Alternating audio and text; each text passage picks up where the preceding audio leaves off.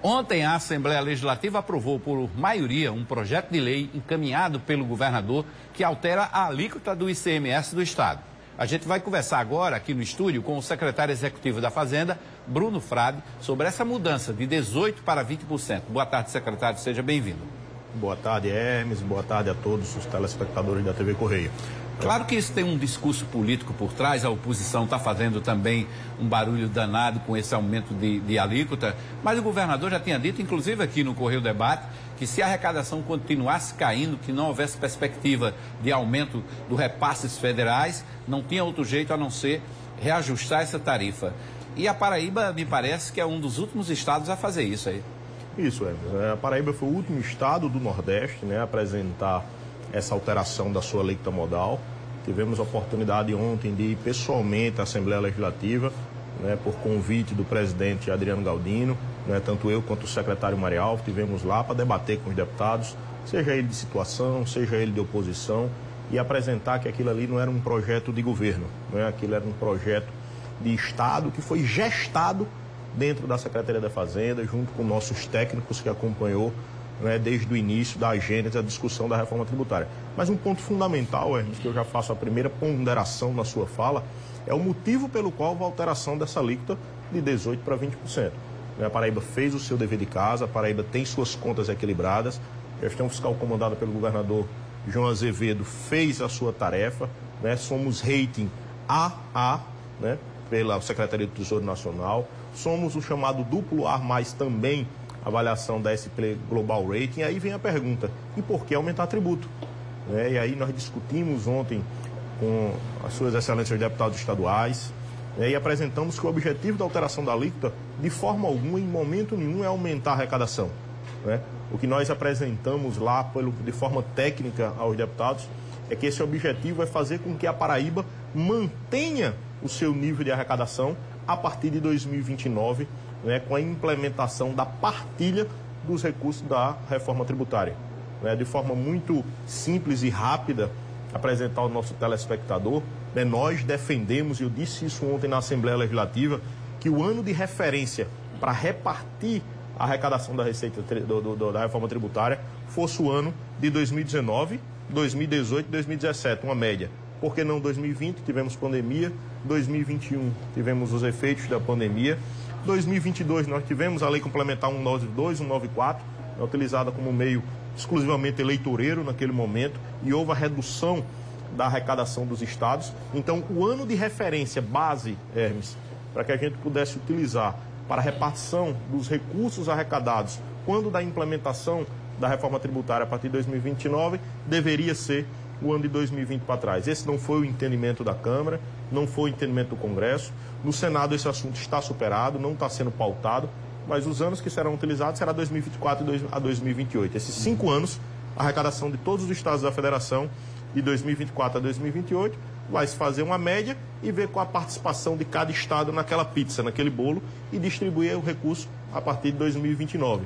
Então, naturalmente, só para a gente concluir essa etapa, os estados aumentaram suas alíquotas, vários estados da Federação, o Nordeste todos, e aí naturalmente eles passariam a ter uma maior participação no bolo da arrecadação a partir de 2029.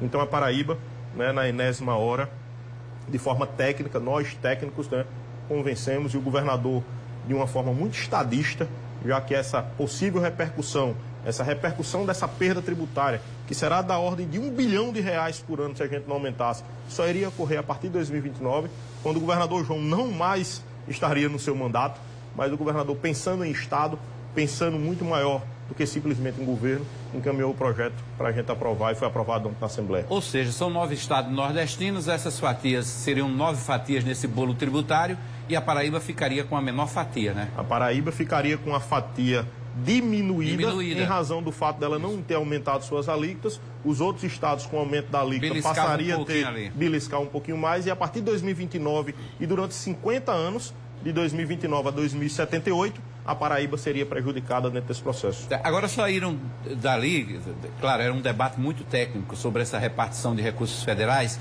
mas o que o povo mesmo quer saber é o seguinte: vai afetar a cesta básica, produto das cestas básicas, vai aumentar? Combustível, também vai aumentar o preço do combustível aqui no estado?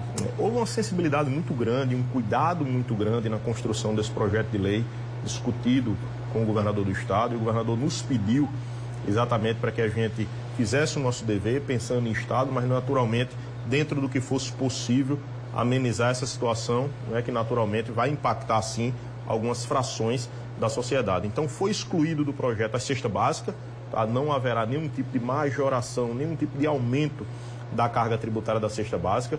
Um outro dado interessante, Hermes, no que diz respeito aos combustíveis, gasolina, diesel e GLP está totalmente fora do aumento. Isso é o regramento tributário desses itens agora é pela lei complementar federal, que paga lá mediante a ADREN. Já tivemos a oportunidade de discutir, inclusive no seu programa aqui, sobre essa modalidade de tributação. Então, gasolina, diesel e GLP não terá nenhum tipo de repercussão.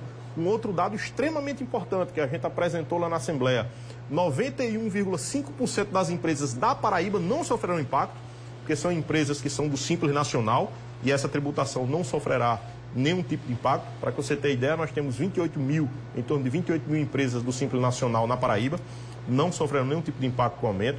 Em torno de 132 mil empresas, microempreendedores individuais, que também não sofrerão nenhum tipo de alteração, e quase 3 mil empresas produtores rurais também não sofrerão nenhum tipo de alteração. E onde é que vai impactar, Bruno, isso?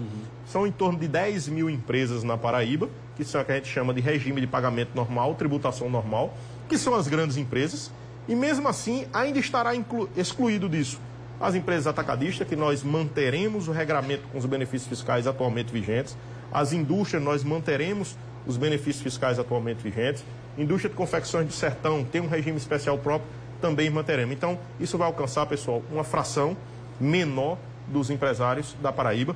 Um dado interessante, me questionaram em alguma entrevista: energia elétrica, secretário, sim, vai aumentar? Vai impactar sim sobre a energia elétrica, mas aquele benefício dado pelo governo João Azevedo em 2019 para a população de baixa renda, aquela isenção está mantida, pessoal. Então, a população de baixa renda não vai ter também nenhum tipo de impacto.